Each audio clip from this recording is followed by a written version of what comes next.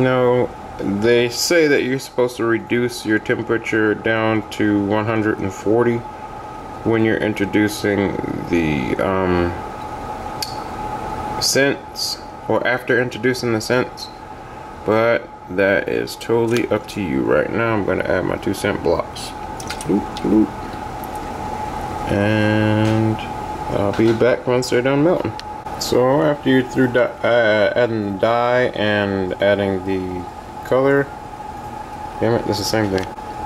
So after you're through adding the dye and the scents, it should look like this. If you're like looking for I would say like grass green, or like even like what people would consider like an alien green color, that's what that will come out to.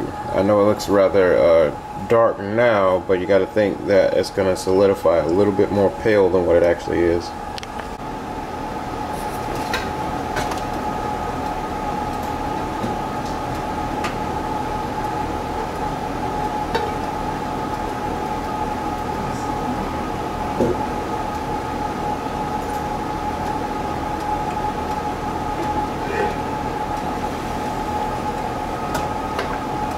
See what I mean by the alien green?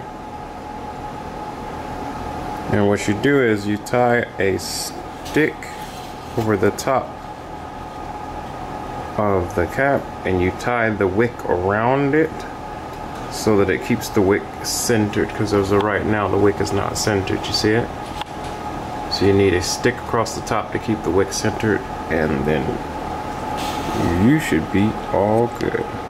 I almost forgot to show you the finished product. This is finished product number 1 and candle number 2. This one's already burning. Let's go.